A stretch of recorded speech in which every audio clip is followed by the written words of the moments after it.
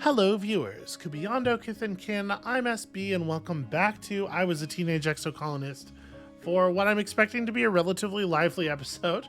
Hopefully, this lum thing is gonna go off pretty smoothly. Gosh, I hope so. Alright, so where are we at here as far as what we want to do now?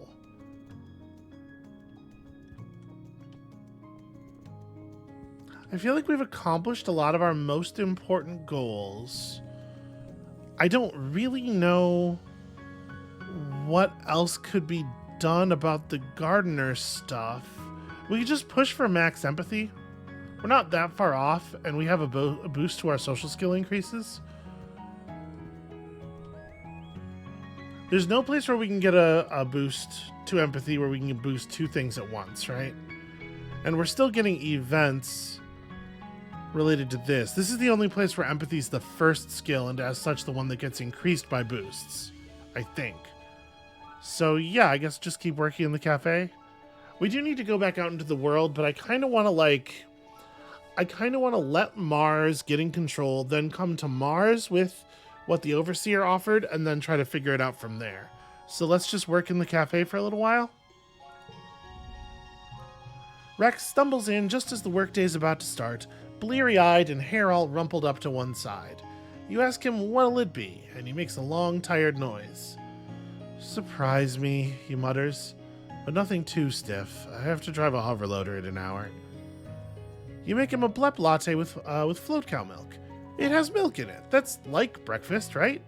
What flourish do you draw in the foam? Apparently I have the skills necessary to draw a good portrait of Rex. "Whoa," Rex exclaims when he sees your art. "This is great. Have you been practicing?" And he gives you a big tip. Well, a medium tip, anyway. Rex doesn't have a lot of kudos. He spends them all in impressing Mars. Yeah, I know what that's like. Birthday cakes and whatnot. That card's okay. The art is extremely cute. Rex stays a while to enjoy his latte, even though it makes him late for work. He sighs. "Yeah, I'm glad this place is finally done. The colony really needed a place that was just made for relaxing in, right?" You admire Rex's handiwork, and he admires your latte brewing. Okay. Oh, I guess that's the thing. I need to make sure that I'm giving gifts out. That probably governs, to some extent, when we need to go outside as well, huh? This is kind of awkward to use. Because,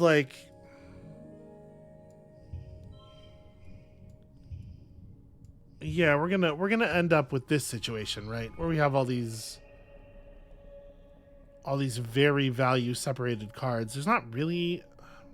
If I want to play Telling a Gentle Tale, if I want to get the 8 points of yellow that this represents, there's no way to get a straight or a run going here. A straight or a, of a kind. Yeah, that's just a bummer. Whatever, I'll just take this. It's fine. Apparently there was a 59 available. We actually are getting all of the boosts to creativity as well. Usually the second thing gained doesn't improve as much, I thought. Well, whatever. We'll be able to cap out our empathy doing this real fast. Okay, let's make sure that we're giving people gifts as best we can. No, wait, we're maxed out with Tammy. We do not actually need to give Tammy gifts. We do need to give Cal stuff. Cal, do you like... You like crystal clusters, okay, right? Yeah. He thinks that's fine. And then Nomi still, and Nem, of course. And I don't have anything that Nem particularly likes. Anemone looks up from her hollow palm as you approach. "Selwyn, can you block someone from sending you hollows? Just temporarily." Her hollow palm chimes with another incoming message, and she winces. "I really screwed up, and now Vase won't leave it alone. I said I was sorry. Yeah, this dude sucks so much. It would be such a good thing for the colony if we had just left his ass cold in the swamp." Alright. So the only thing we know she likes is Xeno eggs, which I don't have any of. Does she like strange devices? She has no particular feelings about them. Okay. Alright, Nomi gets a crystal cluster. Nomi gets the other strange device first. Because Nomi loves these. Nomi, you are at, okay, 69. Nice, but not nice enough. You swing by Rex's lounge for some much-needed rest and relaxation with your friends. Rex is there, as he usually is these days, slinging drinks and conversation behind the bar. Sullen, he exclaims when he sees you, gesturing to a seat at the bar. I was just talking about you. You take a seat and Rex pulls a few bottles down from the wall. Now that you're here, I get to unveil a new drink. I named it after you. He pours various liquids into a shaker and, a few minutes later, pours you a light blue drink that almost glows white in the bar's lights. You take a sip, then gasp in delight and take another right away. It's sweet and friendly, as if sunshine was a drink. If sunshine was a drink, I don't think sweet is what I would expect from it. Rex laughs. Careful. It's a real pretty drink, but it'll absolutely put you under the table. I call it Selwyn's charisma check. Rex, you weirdo? Thank you, I'm honored. Oh, it's nothing, Rex says as he washes the shaker. I've been thinking about it for a while. You're one of my best friends. I'm honestly just so happy I met you, and we became friends. Nomi, who's sitting beside you at the bar nursing their own drink, which has an umbrella and a potato skewer and little popping candies, clears their throat and Rex laughs. I said one of my best friends. Jeez. Can't a guy have two best friends? Are we... Oh, yeah, we are at 100 with you. Rex jumps the bar and swings his legs over. Why don't you stay a while, Selwyn? You've been working so hard. Let me help you relax. What do you want to do? Well, I mean, we do get up to this occasionally, but this is... Our character likes having fun with her friends and music. Let's do karaoke. Yes, great idea, Rex cheers and leads you over to the karaoke machine, because that's the thing we have. Nomi and Mars join you as soon as they realize what's going on. Those two can never resist a chance to show off. You sing a song with each of them and then go for your own show-stopping solo, My Heart Flies Over the Resting Ridges. Always a crowd pleaser, that one. Rex holds up his lighter while Nomi and Mars fake big theatrical sobs. It's a total blast. Afterwards, Rex asks, we're just going to keep going. Let's dance? This seems like a thing Rex would be into. As much as I'm excited by the prospect of let's play a board game, I don't think this character necessarily would be, and I think it's probably not Rex's thing either. But Rex grabs your hand. That's a great idea, he says, and leads you to the dance floor. It's usually empty this time of day, piped with fairly unobtrusive lounge music from the Hollow archives. But Rex fiddles with the sound system until something fun and danceable comes out. Come on, he says, starting to groove to the music. I love this song. You and Rex throw yourselves around the dance floor for a few songs. It doesn't matter that it's the middle of the day, although it's clearly not the middle of the day, or that you're the only ones dancing, or that you can feel other people watching you with amusement. Honestly, it's just good to move your body around without caring about whether it's right or strong or smart. For a few blissful minutes, you're just two bodies moving through space. And then at this point, we can say, I had a great time, thank you, and excuse ourselves. But if we're being honest to who our character is, right? Let's get out of here together. Yep. All right. A little spicy. That is the most acceptable top of butt. They're figured out where is the point at which it won't get our game bumped for having nudity. Although I guess rating systems don't really exist anymore, do they? Does Steam even do the ESRB parental? It doesn't, right? I don't know. Whatever. Rex takes you by the hand and leads you to his quarters, a cozy little nook above the bar with a surplus of pillows and blankets. You sink into his bed and he drops to his knees beside it, gazing upon you with a fond expression. Well, I wasn't going to show it to you right now, but I got something nano-printed, he says. He reaches under his bed and pulls out a box. Close your eyes, he says, and you do, and when you open them, Rex is holding a collar in his hands. It's about 2 fingers thick, white faux leather with gold accents, and slightly padded on the inside for comfort. He looks up at you hopefully. Do you like it? He asks. I thought maybe we could... I mean, It'll look perfect on you, right? Right, in this relationship, our character is the dom. Yeah, I think so. It'll look perfect on you. Rex looks relieved. Do you think so? Oh, thanks, Selwyn. We don't have anything. We don't have to do anything different or anything. I just thought it might be nice to wear something when we're together that reminds me of you. Rex leans down and you fasten the collar around his neck with gentle hands. When you're done, he looks up at you adoringly. You were right. It does look perfect on him. Now, Rex says, giving you a come hither look, where were we? I think I was just about to help you burn off some steam, and that's a pretty good card. We're going to take that card for sure. It didn't actually de-stress me this time, which I guess is a little weird. But I think that's everybody. We've maxed out relationships with so many people at this point that one trip out into the world actually holds us over for quite some time, which is nice. All right, let's work in the cafe some more. It's a real shame that practice photo phoner, like I feel like practicing the photo phoner is a thing that our character should have done a ton, but it all would have had to be off screen because like this option is just not very good. You know, like base 4 stat points is extremely whatever. Only one of them being the off stat, and then the main stat being a thing that you get from everything. Like something you are for sure going to max out without even trying it.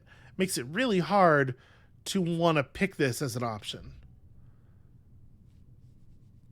Yeah, I don't know. That's just it's a really awkward design.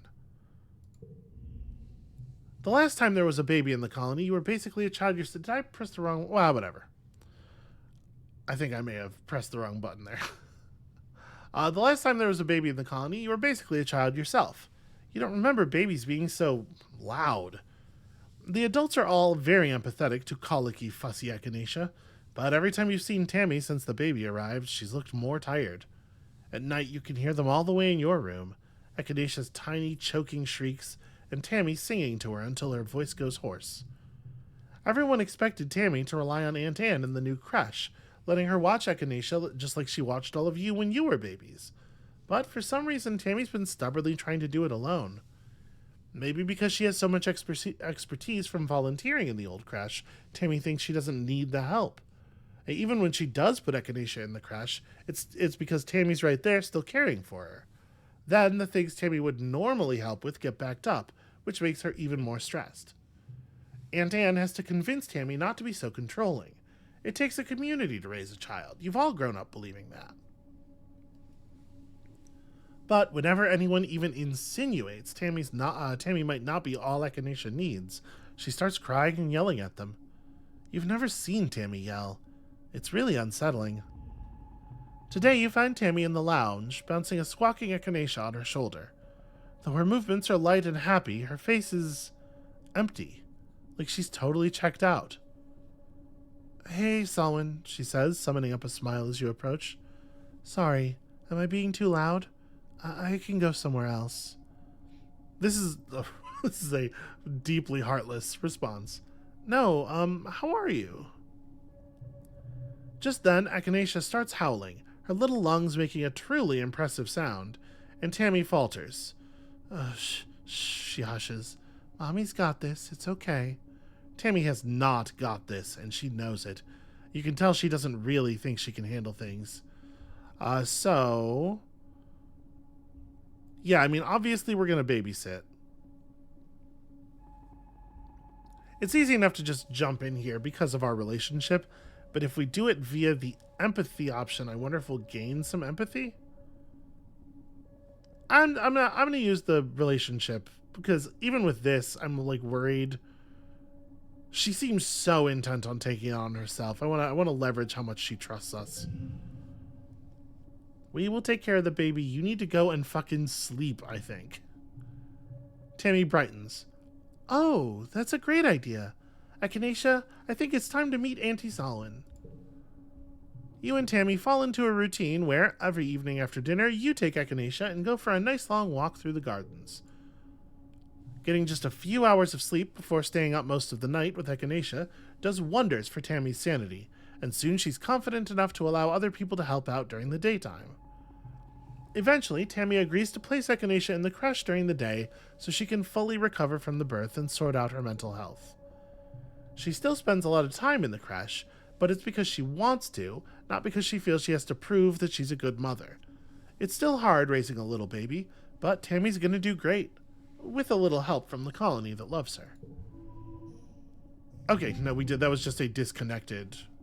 That was just a general creche thing that occurred.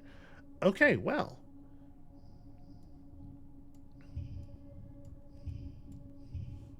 I don't think we've ever had a card have a 24 on it before. That's pretty rad. And then, like... Can I make this into... No, I mean, this is a super goal already. I don't need to play with it. There was a 74 available.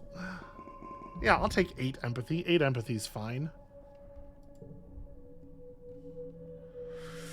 All right. It'll be after this month's work, right? So we're maxed out with Tammy already. We got to give Nomi a thing. You looking for Rex? He said you two might hang out later today. He really likes you, they confess. It's really good that you guys managed to work out something so that he can still... Nomi struggles for the word. You know, be how he is. Yeah, we didn't really talk about it. So I said last episode of the episode before or something that I really liked how the game didn't feel like it needed to excuse the polyamory. It's just like, yeah, this is a thing that's normal here. But that said... I do think it might have been better to have a little bit more explicit discussion between the partners in the relationships, because it does feel like with both Mars and Rex, we just kind of had to assume that it would be cool based on the way they behave, and particularly the way they behave toward each other, and I'm not super comfortable with that. This is a thing that should be discussed with, like, total explicitness. I don't know. It's a minor quibble. Whatever. Here you go, Nomi. I found this crystal. It's for you.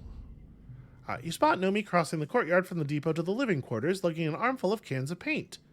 Hey, Sullen, they exclaim, barely keeping one of the cans from falling out of their arms. Hey, can you give me a hand with this? You take a few of the cans, and Nomi sighs in relief. Whew, thank you. This is my 3rd trip. I think I finally got all the colors I need. It's going to be amazing.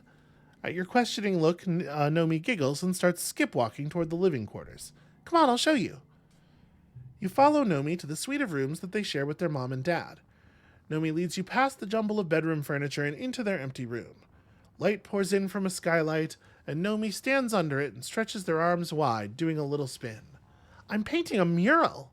My mind is going light speed with possibilities, Nomi declares, tugging at their hair. Oh, I'm drunk with power. I can do anything. Selwyn, you have to help me decide. Nomi grabs their sketchbook and shows you a few concept drawings. Space-themed, jungle-themed, the inside of a pirate ship, abstract art. All the major players are here. Nomi's been busy. They look at you in an agony of indecision. Well, it does seem like Nomi likes space stuff an awful lot.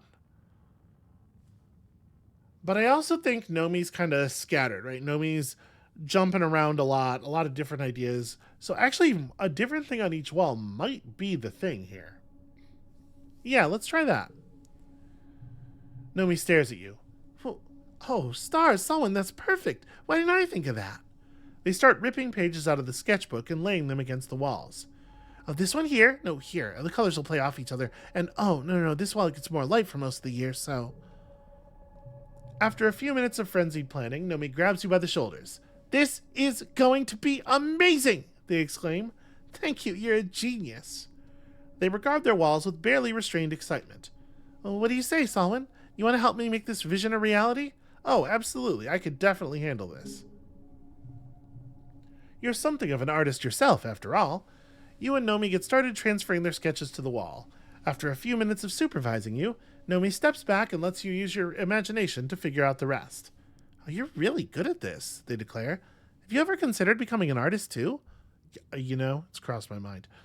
Yeah, like, we get just like free creativity all the time whenever we do anything, I bet we have had at least 200 points already. For most of the day, the room is total chaos. Nomi assures you repeatedly that this is part of the experience. As the second sun is beginning to set, you step back and take a look at what you've accomplished. It's really nice. Only you and Nomi could have made such a discordant composition come into harmony, and the result is a bedroom that's not only unique and inspiring, but bursting with the love that you and Nomi share for both each other and your art. Nomi starts hammering the lids back on the paint cans while you collect the brushes for washing. Thank you for your help, they say. I definitely couldn't have finished this without you. Nomi's stomach rumbles and their eyes go wide. Oh, I'm starving, they exclaim. Did we work through dinner? You don't need to check the time on your holopalm to know that Nomi is right. Your stomach grumbles in solidarity, and Nomi laughs. Okay, let's go grab some grub, chum. I really like the idea of the two of us as like the little artists colony within the greater colony. And for you, I have, I don't know, just something. Yellow flower? How do you feel about a yellow flower? Yeah, it's your birthday. Yep. If you just give people gifts every month, you're going to hit their birthdays most of the time. Oh, right. Auntie Anne is pressing food on Anemone. Hello, someone. Have you eaten? Not yet. You can always eat more.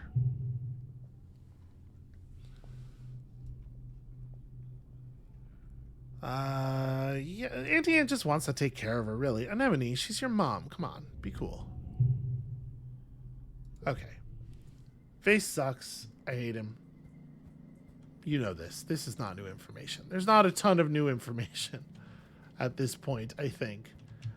I do want to make sure I'm, like, looking at Mars every so often just to see if there's, like, a word bubble we need to interact with. But I think it's time to go max out empathy and then have one heck of an event occur. Tangent is sitting at the bar scrolling through some reports on her holopalm when Dis stomps in, trailing mud across the floor. There you are, he exclaims. You weren't in the lab or in our quarters. I do other things, Tange replies, deadpan. What do you want, Dis? Utopia needs your help getting a sample from something. It's got this acid or something that keeps screwing up the sample. Tangent sighs and downs the rest of her blep tea in one gulp, wincing at the taste, and then leaves. Is this the first time we've ever seen the two of them actually directly interact? I think it is, right? Dis slides into one of the bar stools and you pour him a blep tea for himself. Upon closer inspection, you notice that his clothing has been eaten away in some places by flecks of acid. Oh, rough day? Dis sighs and his shoulders slump. Yeah, kind of. He takes a sip of his tea and then sticks out his tongue. Ugh, how does she drink this? He doesn't stop drinking it, though. He stoically manages to get halfway through before you slide the jar of sugarbug syrup over. So, hey, this is a sore subject, maybe, but, we're friends. I think it's okay to broach it. What's up with you and Tange? The usual. Dis grumps. She's her and I'm me, and we'll probably never get along. Not like when we were kids. He sighs. We're too different now. He downs the rest of his tea, looking surprised by how much the sugarbug syrup changes the taste. He rolls the mug between his hands on the counter. Everyone thinks Tange is so smart and so dependable, he mutters. Not like her weird twin brother, right? You're not weird is not a good thing to say here. I don't think first of all, he's right, he is weird. And he knows that. If I say you're not weird, he's going to be annoyed with me for the platitude. Secondly, I don't think he considers weird to be a bad thing. Like, he's not saying this as a what do you call it? I had it in my head a second ago, the word. It's not a negative word. It's not an insult to him. It's what people call him, but it's also something he totally acknowledges about himself. So we say nothing. In your silence, Dis continues. I know what people say about me, he says. It's fine. We're just two different people, Dis mutters. I wish people would stop treating us like we're not. He sits for a while longer, fiddling with one of the acid holes in his collar until he's worried it's so large he can twist it around his finger. Finally, he sighs. All right, time to get back to work, he says. Thanks for the tea. You can't help but think he looks a little lighter when he leaves. Maybe it's just your imagination. That's interesting. So we didn't pull all of the yellows, but we can just make this a blue hand if we want. Although we don't have +1, making the cards blue is going to actually decrease their value quite significantly. So...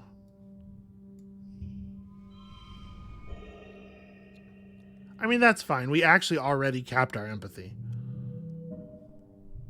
There was 1 extra point somewhere. We're making a ton of money at this job, too. I think that is worth noting. Okay, so you catch Mars's eye. Yeah, this is new text. Hold on, we have to read a lot of this. So yeah, the governor, brass band, red carpet. You catch Mars's eye and she nods in solidarity. You've planned this for so long, and now's your chance to strike while everyone's watching. If you can get the entire council to speak out against Lum today, maybe the rest of the colony's ready for a change. Anyone is better than Lum, even a teenager. The governor raises his hands for silence, though it's largely unnecessary. Pioneers of Vertumna, we stand here today not shivering and quaking in fear, but with our hands around the neck of the planet herself. Before he can continue, Mars leaps from her seat and runs to the front of the stage. A ripple of fear goes through the crowd. You all remember what happened to Utopia last year. It doesn't have to be like this, she cries, speaking to the crowd. We don't have to listen to him. He's just a bully with a gun, like the ones we left behind on Earth. Yeah, I'm jumping up there too. You put yourself between her and Lum's honor guard. I have some minor combat skill. I might be able to do something. I can at least take a beating. She flashes you a giddy, grateful smile and turns back to the crowd. She points to the governor. This man has made you think that the only way to survive is through violence, she says. He's just a soldier, and not even a good one. Violence only makes small, weak men feel powerful. She turns to the council. But he's not powerful. We're powerful. We broke free of Earth. We broke free of war and bigotry and inequality, and we can break free of him too. Please, she urges, stand with me. Reject Lum and bring in the new era, a colony led by someone born among the stars. She holds her hand to her chest. Me, I can lead this colony. This would be a bad time to shout, so can I. Yeah, Governor Mars is the future. The buzz of the crowd is deafening, like a swarm of bugs all chirping together. Some of the council members are nodding, but it isn't unanimous. This is bullshit, Lum laughs. 2 children saying they can lead the colony? What's their first order of business? Taco Tuesday? Soy sweets for dinner? He waves his hand dismissively. Have your stupid vote, he sneers. We'll let the council decide. Out of the corner of your eye, you can see his guards with their weapons lowered, just waiting. Some of them look as interested in the change in leadership as you are. Oh, I bet. If you have the council behind you, even Lum's supporters in the military could fall into line. You might just win.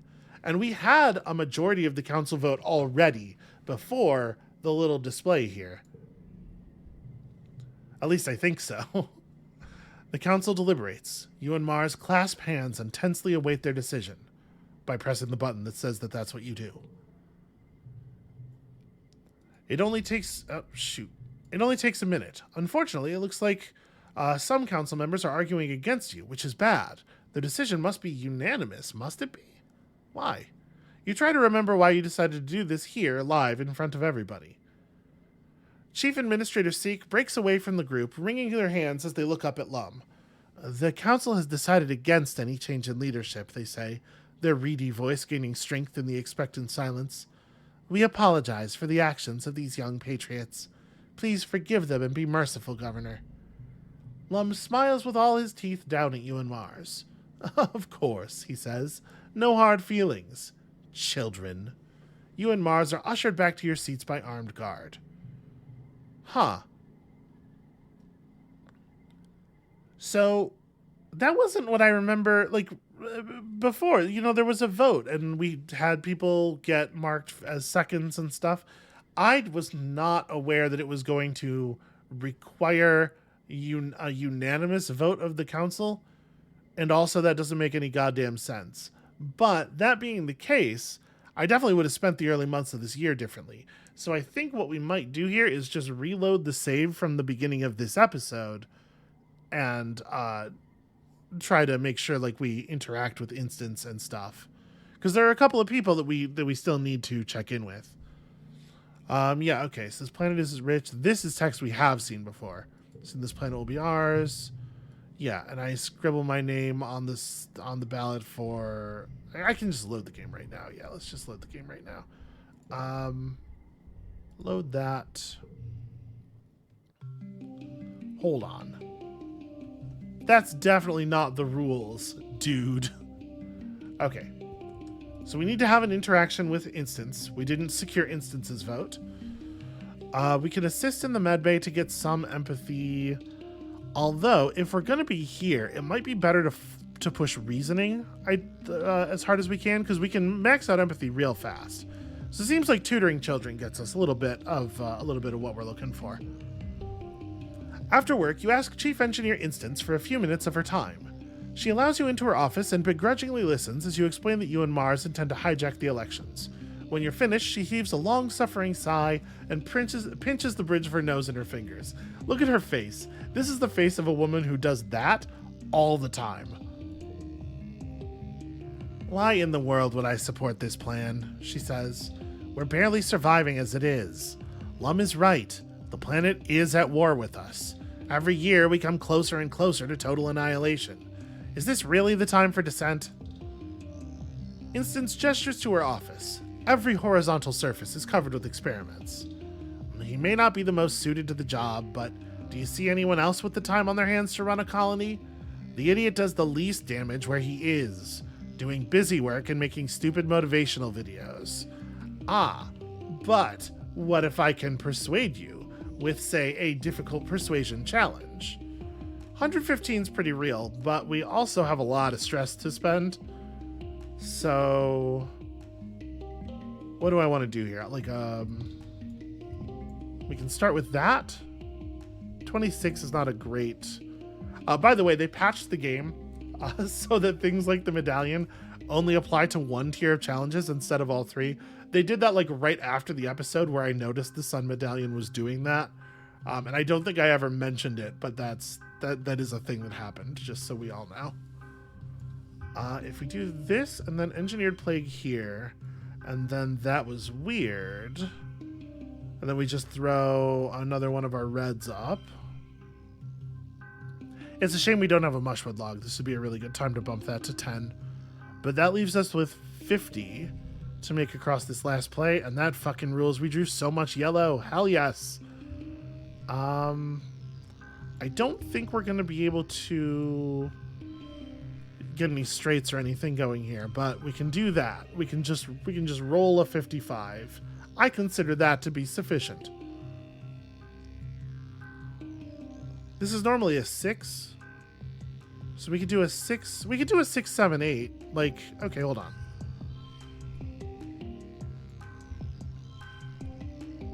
Yeah, that's slightly better. Very slightly. All right, I'll take it. Is playing the 7 here? Yeah, it's 4 points, actually. Okay, 57. I'll take a 57. Absolutely crushing it. The #1 persuader. Instance hasn't survived this long under a hostile regime by being soft. It's hard to convince her that you have a chance to oust Lum, but she does like to win, and she appreciates a good game of 8-dimensional political chess. If you win the election, and you convince her you will, she'll be free. Well, she says, sitting back in her chair, it seems like you might actually be cut out to be our next governor. You have my support. She gives you a stern look. When you strike to kill, she says. If Lum knows I'm moving against him, he'll put me on the wall. Yeah, it's not me, actually, it's Marzipan. Instance stares at you for a long time, as if sizing up your mettle. Calculations go on behind her eyes you can barely hope to understand. Good, she says finally. Tell her she can count on me. I think she liked that better than it being me, and that kind of bums me out. Does that get us a reasoning perk? No, actually, it does. It almost. So close. Okay, yeah, I did not understand the game mechanics that they were laying on us. I'm pretty annoyed that that works that way, but let's go ahead and have these events and whatnot. I found something you might like. It's a crystal cluster. Okay, cool. Are we already at 100 with Tammy? We are. Okay, so I just need to wait for her to give us that event, and we'll blaze through the text super fast. Still got to be given Nomi stuff. Here's this strange device. It's yours. Oh.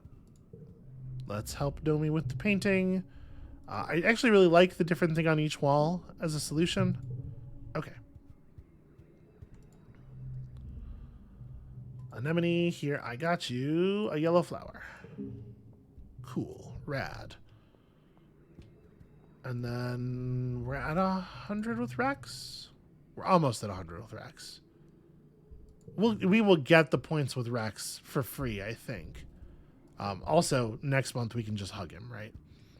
So yeah, all right. So now we got to do this. And bravery and toughness, probably. Yeah, I think at this point, bravery and toughness makes the most sense. You meet with Security Chief Rhett, knowing he'll be a tough sell on this whole political coup business.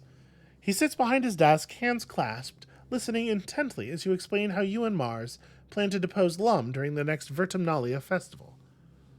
When you're done, he shakes his head and sits back. You're not an idiot, Selwyn. You know what you're asking me to do. Having the garrison on your side would make this a military coup, he tells you. If you learned Earth history, you'd know those aren't a good look. Why should I support you? Because Mars is the future of this colony. Rhett laughs. You're a regular little politician on the campaign trail, aren't you? You got a lot of guts asking me to remove a professional soldier from leadership during a time of war to replace him with a child. Why the hell shouldn't I go tell Governor Lum right now that there's a mutiny underfoot?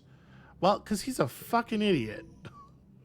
You know it. I know it. We all know it. Yeah, so we're just going to crush this real quick. Let's throw a quick, 6, 7, 8. Just go ahead and use the red. 35 is a pretty good start. And then...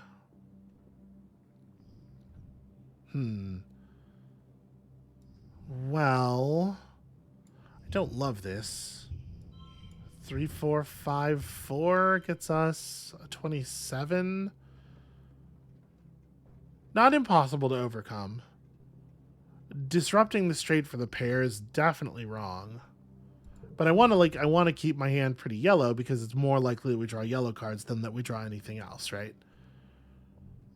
And then we can do 6, 6, 7, 5 and double this to 58.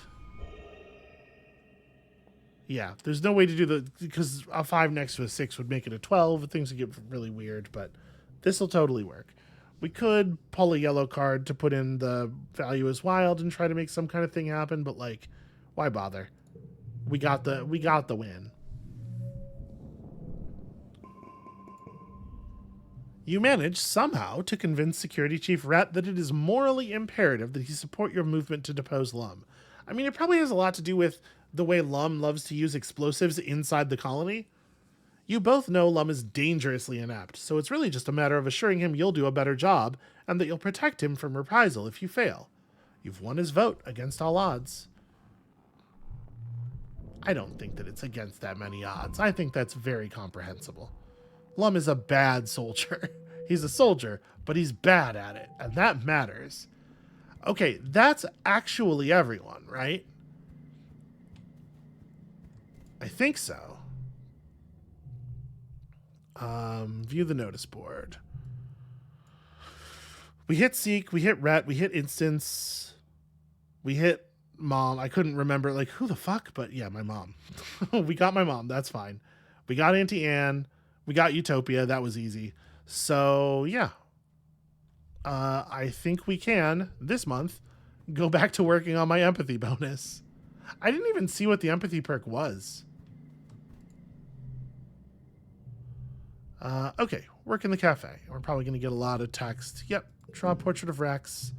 Max Rex out. Easy stuff. Easy stuff. This is not my favorite hand ever. So 8, 8. Throw a 10 in here. Make this a 6 and go like... There we go. That's a 70.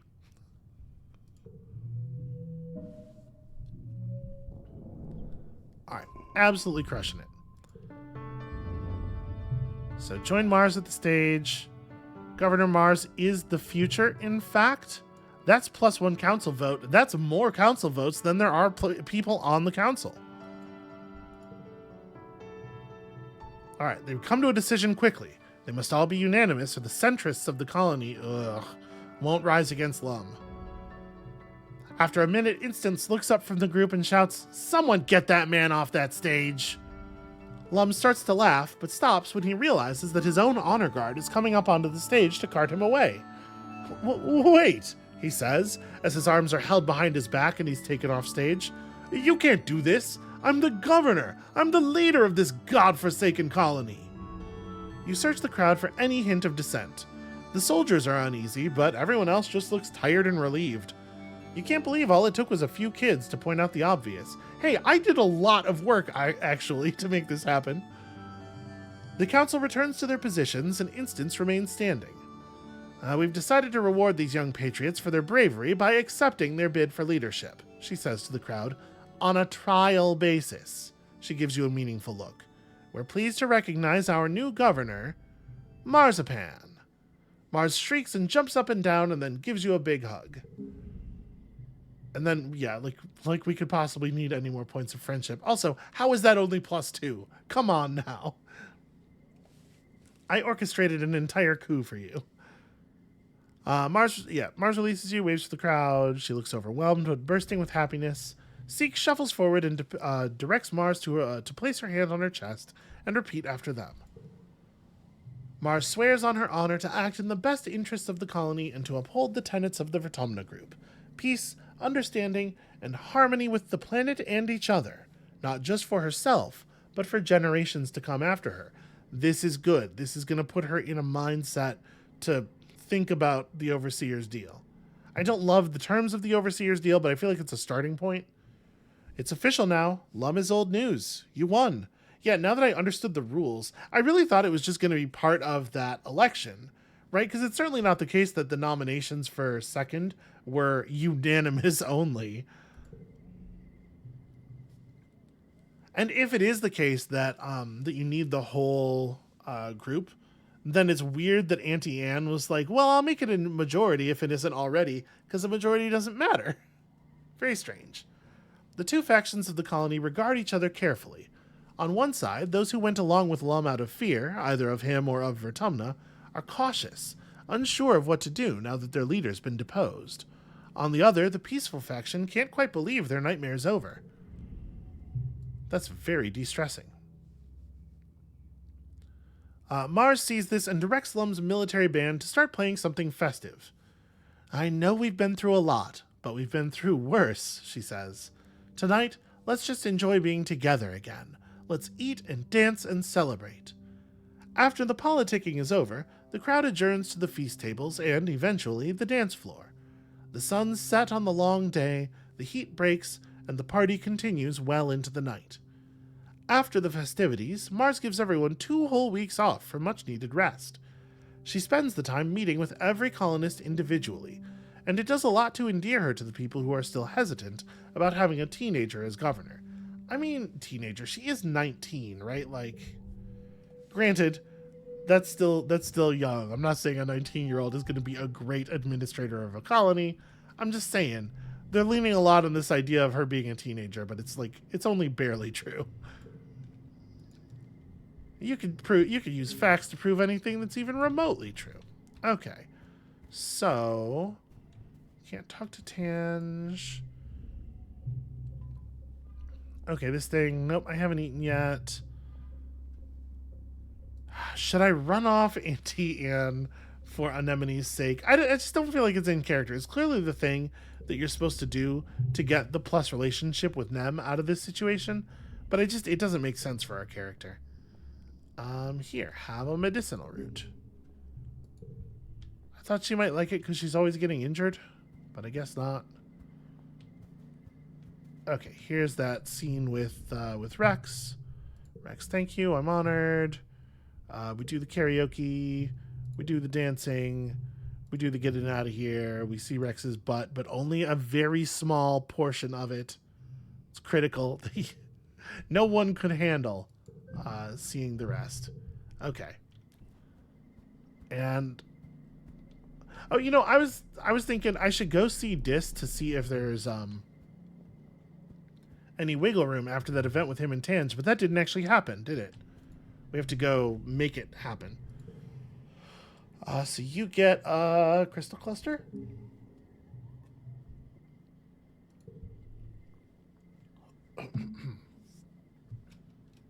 Okay.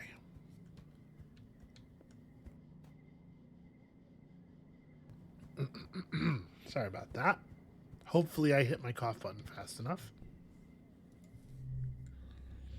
Oh, am I allowed to go and bring the Overseer's offer to Mars now? You get a summons to report to command, to Mars's new office.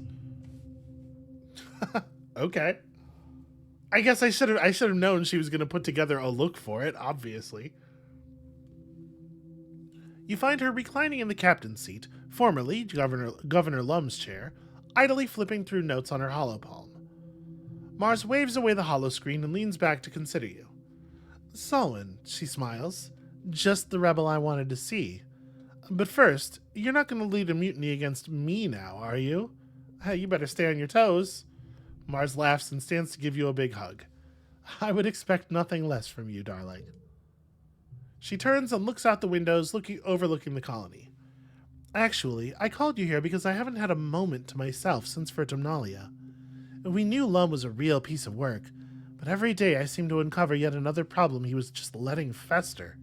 And the department heads, she huffs. Half of them treat me like an interim governor, good enough to oust Lum, but not good enough to stick around and do the actual work of governing this colony. Well, we'll do what we can in the time we have. Oh, she didn't like that. Weird. Mars frowns. I guess you're right, she sighs. It's the way this colony operates. Just survive until the food runs out or until the animals finally destroy it. Just survive until we can vote out Mars. I don't want my time as governor to be just about survival. She gestures you to come look out the windows at the bustle of the colony below. I just wanted to thank you for everything you did to get me here, she says seriously. Far below, you watch a team gearing up to head out on an expedition. There's construction happening on the next phase of residential units. A group of toddlers, the first children born of Vertumna, cross the colony square like a herd of Hawkeye. Everywhere you see the bustle of a thriving, healthy colony. It's all mine now, she says. Instead of sounding boastful, she seems almost scared of the prospect. She takes your hand without turning to look at you, her eyes still trained on her kingdom. Can I trust you to help me? She asks. I need people around me who believe in me, but will still tell me if I'm making the wrong choice. I am going to promise with a kiss. You press Mars against the window and kiss her tenderly, pouring all your dedication to her into your kiss. Mars says, opening her eyes slowly when you pull away. That's not what I expected, but I do appreciate it. You and Mars watch the colony a little while longer until Mars's holopalm buzzes and she sighs. Well, duty calls, she says. Thank you again for all your help, she adds as you excuse yourself. You'll always have a friend in high places. Okay, so this is as much as a 12, potentially. It will probably be a 12 when we play it. That's pretty good. So it turns out there's something I've been keeping from you. Mars waves away her reports. Hey, babe, need something? Yeah, you tell Mars about meeting Sim, a gardener, a member of real, actual sentient race sharing the planet with humans. After a second, though, you get the impression Mars isn't surprised at all. You trail off, and Mars smiles. Uh huh, we know, she says. Oh, don't look so surprised. Do you think the councils thought the animals were coming for us every glow because we smell bad? She giggles and kisses you a little patronizingly. I'm sorry I couldn't tell you. Top secret colony business. But to be fair, you didn't tell me you were meeting an alien in secret this whole time. But you're saying you're actually friends with one of these aliens. She invites you to sit next to her. Honestly, we don't know anything about them except that they have to exist. Otherwise, we wouldn't be getting attacked every year. What are they like? Tell me everything. Yeah, okay, everything. Mars listens intently as you outline the overseer's deal. She rubs her forehead. Oh, this is huge, Sullen. It might be the only chance for peace with these gardeners that we'll ever have. But how am I supposed to convince people to surrender to something we don't even fully understand? If we can't go anywhere except this valley, how are we ever going to grow as a people? In a few generations, our technology is going to break down, and we'll be scratching in the dirt like animals. Yeah. The thing is, I do think the deal sucks. I don't like it, and I think we should try to negotiate something else. Gosh, I hope this doesn't end with us just, being at war with them forever. Mars sighs and is silent for a long time. You said they'll send someone to negotiate during Glow, she says finally. Well, I guess we'll be ready. Thanks, Owen. Yeah. I have mixed feelings about the whole thing, honestly. I'm super annoyed that we got to 31 reasoning. So, where am I empathy-wise? 94? Maybe I need to go out. Gosh, maybe. I want to push empathy to the cap. But maybe we need to go out and try to talk to Sim. Make sure this is all squared away.